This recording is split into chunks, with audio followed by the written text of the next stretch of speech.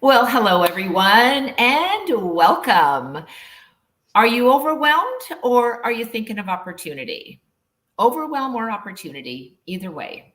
Getting burnout is a real thing. I know I speak from experience, and sometimes we need to take time to take care of ourselves. You need to take care of yourself and you need to take care of your business. So let's talk. Welcome to the Ultimate Music Teachers live show. I'm your host, Glory St. Germain, together with my amazing co-host, Joanne Barker, where we discuss tips and tricks and current trends and what's happening now in the music education industry and how can teachers grow their music teaching businesses easily. And you can learn more at ultimatemusicteachers.com. So let's dive in, Joanne. What's the biggest obstacle in teaching? And what do you think we can take care of right now in our personal life as well as in our business? We're talking about overwhelm and opportunity today. Well, I think it's having the right resources for making that teaching life easier. We can reinvent the wheel every day. We can, sit down, come home from a lesson and then say, oh, I've got to make all these teaching aids and I want to do all this stuff and I've got to buy all these apps and I've got to go all this stuff. Or we can find a source of finding really good streamlined materials that make sense, that are right at our fingertips and are easy to find. And I am so delighted to be the designer and creator of a whole lot of aids. I've been doing this for like 20 years now, making games and aids for my students. I love creating and I love making things real and meaningful for students and to help teachers out too. So if you can find a place like the Ultimate Music Theory membership, it's a great place to start to find those resources. They're going to make your teaching life so much easier. A click. You just have to click. Yeah. I know overwhelm or opportunity. And when we have, and it's also mindset, right? Mm-hmm. We can be overwhelmed or we can say, okay. And as you said, just before we went live, Joanne, you said, so take a minute to go, right? And then think about the opportunity that we have as music educators and how we can serve at the highest level. And I really want to invite teachers to just explore the opportunity that we've created for them inside the Ultimate Music Teachers membership. It is such an amazing resource, as you said, for teachers. And in fact, if you go to teachumt.com, you can get all of the information there. So let's give a thumbs up to Joanne Barker and Sheila McKibben-Uren and to my entire team for creating all of these resources for you inside the membership. So that opportunity is there for you. So forget the overwhelm and just say, you know what, let me just explore it, right? So I think the second question that we often have, Joanne, is just, we have resources, but then there's also the planning and for successful teaching. And then there's also our own learning for professional development. And when you look back at your teaching career, and my God, you've done a lot, Joanne. And I think too, even when we look back, all of us, we need to reflect on like, where did I start and how did I get to where I am now? And it comes with planning and it comes with having a roadmap. What does that look like for you, Joanne? Well, I'm sitting here smiling because this book has been coming up a lot lately in my life. The chapter that was accepted that I submitted it in about being like the tree and how trees can have they're sitting in the same area. They have the same sunlight, the same dirt, the same water, but one tends to sparkle and shine and show up. And why is that? I can't really answer the question other than that tree was able to put its roots down in a really resourceful, efficient way. We want to be efficient, right? We don't want to like constantly, like I said earlier, reinventing the wheel. You know what's funny? Yesterday, well, not funny. Yesterday, I attended an online memorial service with my mother-in-law. Her 88-year-old brother passed away. And that minister said it so well. She said, you know what? She used that scripture, there's a time for everything. And she acknowledged there's a time to cry, there's a time to yell, there's a time to scream, and there's a time to laugh. So as music educators, as people, we need to allow ourselves and afford ourselves the opportunity to say, I'm frustrated right now, I'm exhausted right now. Because if you beat yourself up for feeling that way, that doesn't help at all. Acknowledge how you're feeling, acknowledge that, and then think, what tools can I get? Yeah. What strategies can I employ to make things easier for myself? It really helps to have resources and to be resourceful. It's one thing to have the resources, but you've got to be resourceful and use them, don't you? 100%. You know, we just wrapped up our Music Business Mastery Live event. And one of the things that we talk about and I'm so glad that you mentioned it because you were one of the guest speakers on that event as well, Joanna. We talk about you can be given all the resources imaginable, which we in fact have created for you inside the Ultimate Music Teachers membership. So there they are for you. But if you don't take the action step and implement what you've learned and use these, then you're just going to stay in that little gerbil wheel of overwhelm. And I'm so glad that you mentioned the Power of Why Musicians book series, because if you can flip it over to the back, Joanne, there's actually 5 books in the series, and there's 125. Joanne's doing the Vanna White thing, and there's actually 5 books in the series with 125 chapters, all from music educators such as Joanne, and composers and course creators and so on, and all telling their story of how did they get from going from overwhelm into the opportunity and being resourceful and taking those plannings out. And so we're inviting you right now to explore joining us inside the Ultimate Music Teachers membership. All you have to do is say yes. You can pop in and explore it. You can join us for a month. You can join us for a year, whatever works for you.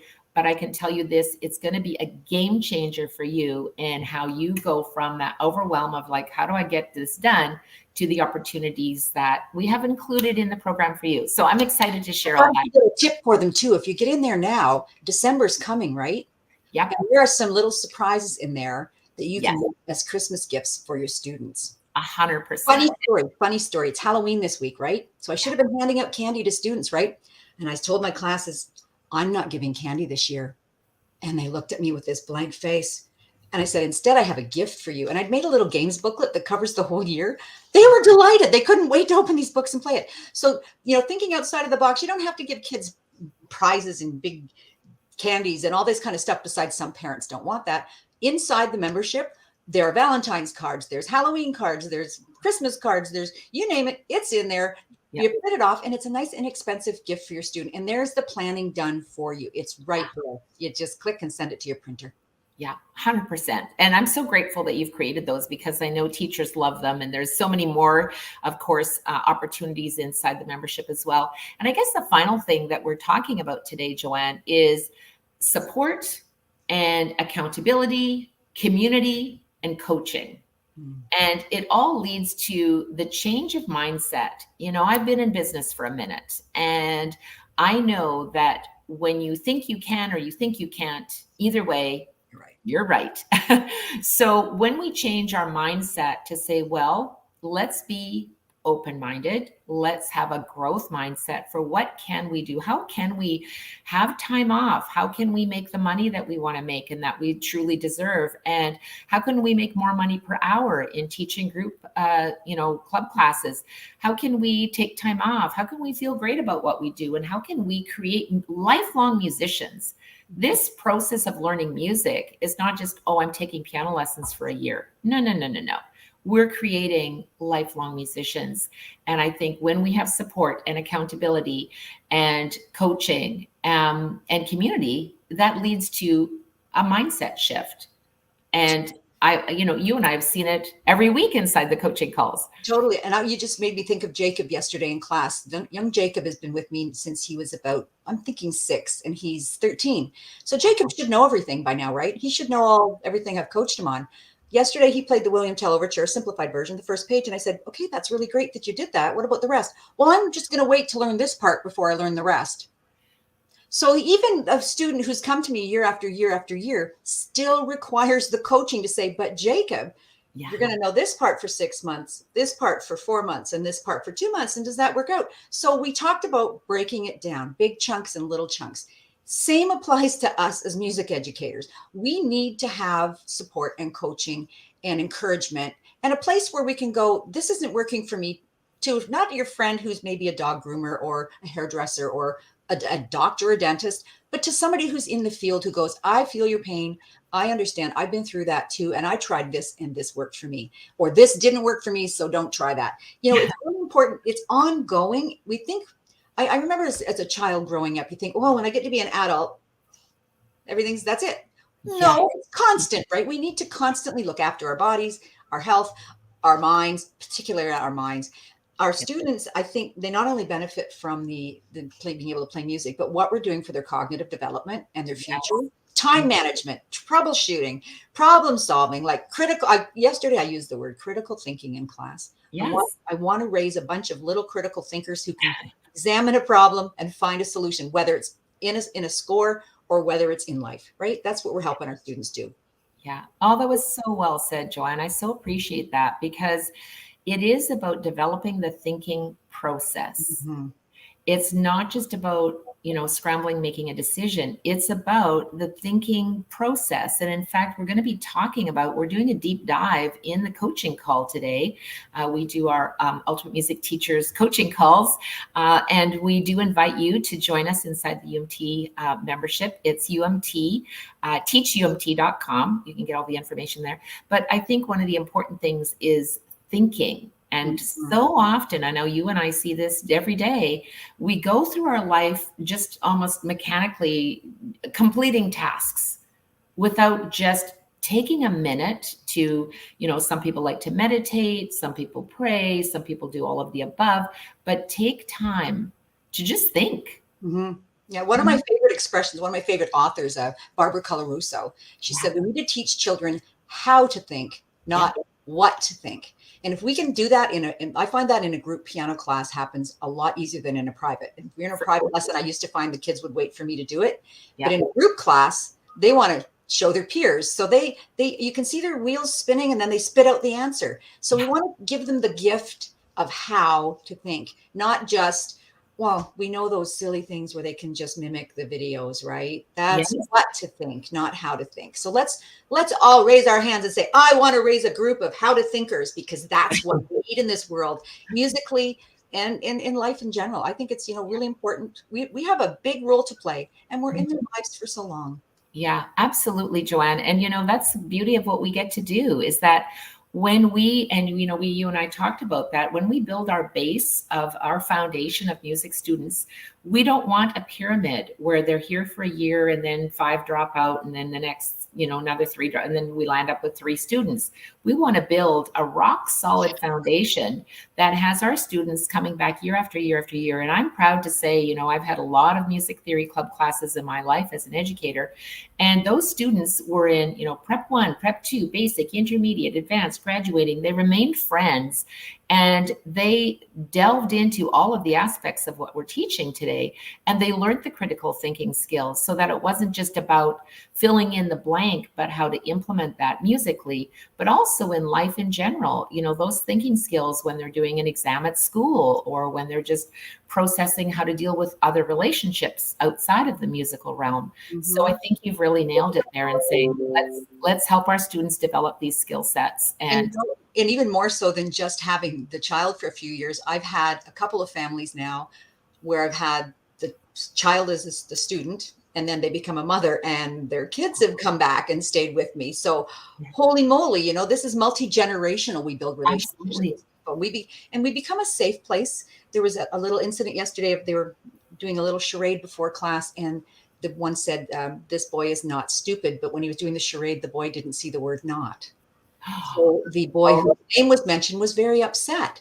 So we had a wonderful conversation about how one word makes a difference. This is a piano lesson, right? But I had to take that opportunity to say, do a little coaching there and a little, classroom management.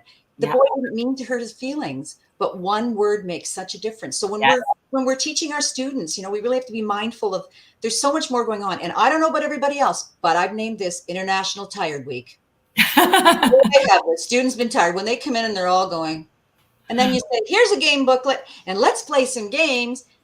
And are you accomplishing anything by doing that, by playing games and having fun? Of course you are. You're doing little mini tests and reviewing everything. So 100%. We need to be flexible. We need to be in tune with what's going on in the lives of our students, not to pry, because we're not therapists.